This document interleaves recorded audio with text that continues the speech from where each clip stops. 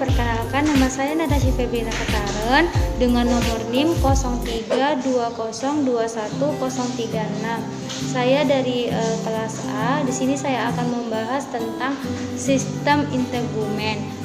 Di sini saya akan menjelaskan apa saja organ-organ yang terdapat di sistem integumen ini atau disebut dengan kulit. Selamat menyaksikan. Terima kasih.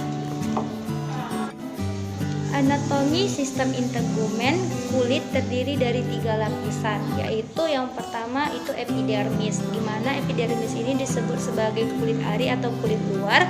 Yang kedua itu dermis atau kulit jangga atau corium, dan yang ketiga itu lapisan subkutan atau disebut dengan epidermis.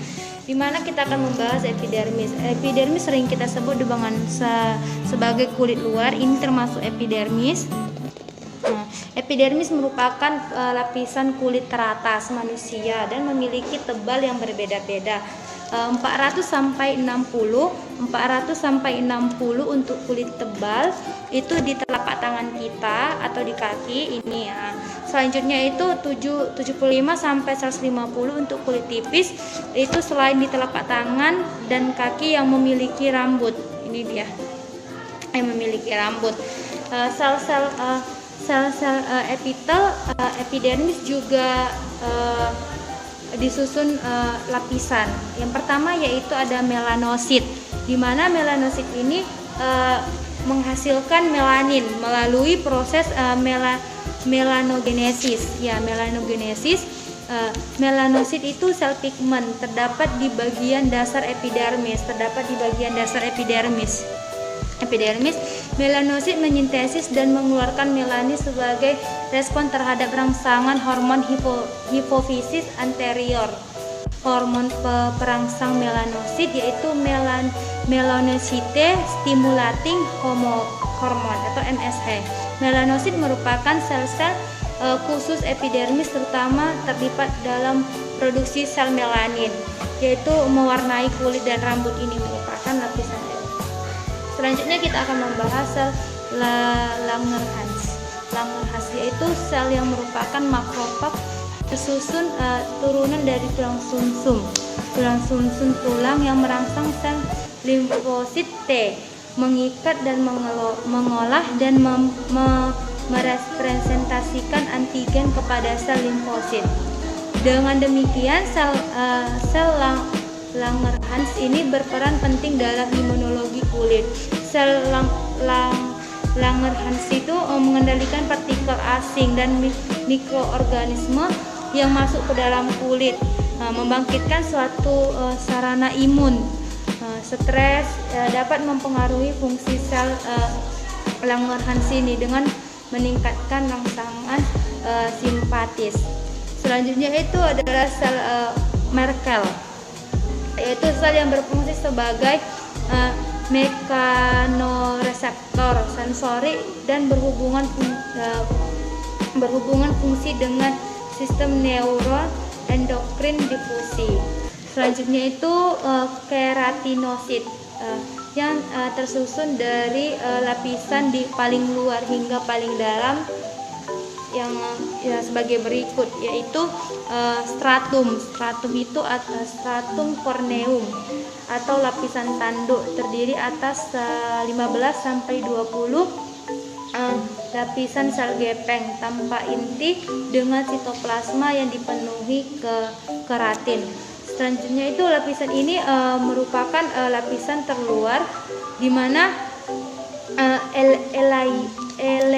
eladinin berubah menjadi keratin yang tersusun tidak teratur dia. Sedangkan serabut elastis dan retikulernya itu lebih sedikit, sel-sel saling melekat erat. Selanjutnya yang kedua itu adalah stratum lucidum.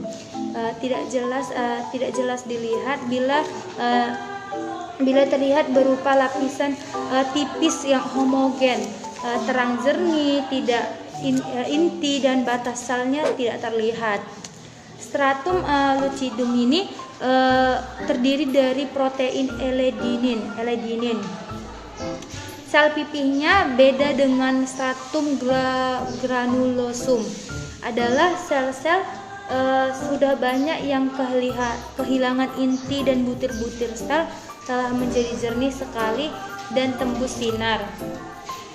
Selanjutnya yang ketiga itu adalah stratum granulosum atau lapisan keratohyalin. Terdiri atas 2-4 lapisan sel poligonal, gepeng yang sitoplasmanya berisikan granul keratohyalin. Yang keempat yaitu stratum spinosum atau stratum malpighi atau Pickel Langer, tersusun dari beberapa lapisan sel di atas stratum basale. Pada lapisan ini berbentuk polihedris dengan inti bulat atau lonjong. Di dalamnya terdapat fibril sebagai intracellular branch. Yang kelima itu stratum basal atau geminativum, merupakan lapisan paling bawah pada epidermis, berbatasan dengan dermis, tersusun dari lapisan sel-sel pigmen basal berbentuk silindris, dan di dalam sitoplasmanya ini terdapat melanin. Pada lapisan basal ini terdapat sel-sel mitosis. Yang kedua itu adalah lapisan kulit dermis. Dermis itu ialah ini. Ini merupakan dermis. Dermis memiliki ketebalan 4 kali lipat daripada lapisan epidermis. Kan epidermis kan bagian luar. Setelah itu ada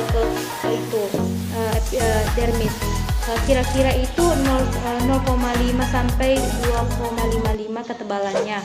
Tersusun dari jaringan penghubung dan penyongkok lapisan dermis dan meningkatkan lapisan dalam hipodermis itu.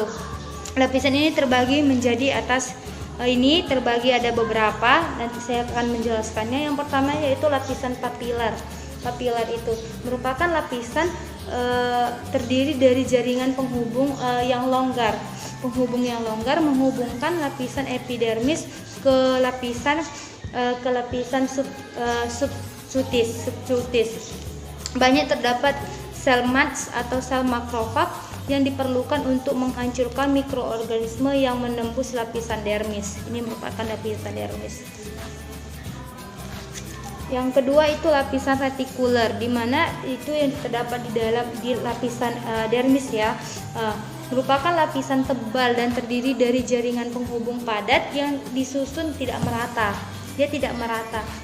Sering kita sebut dengan lapisan retikuler karena banyak terdapat serat elastis dan kolagen. Itu yang disusun oleh serat elastis dan kolagen. Sangat tebal dan saling berangkai satu sama lain menyerupai jaring-jaring. Ini merupakan epidermis. Yang ketiga yaitu jaringan subkutan. Ini merupakan jaringan subkutan di bawah dari pembuluh darah. Di mana jaringan subkutan ini atau hipodermis ini merupakan lapisan yang paling dalam di dalam tubuh kita ini, itu lapisan paling dalam. Lapisan ini terutama berupa jaringan adiposa yang memberikan bantalan antara lapisan kulit dan struktur internal seperti otot dan tulang. Banyak mengandung pembuluh darah, pembuluh limfe, syaraf, juga terdapat gulungan kelenjar keringat. Ini merupakan kelenjar keringat. Ini kelenjar keringat. Ini pembuluh darah. Ini kelenjar keringat. Dan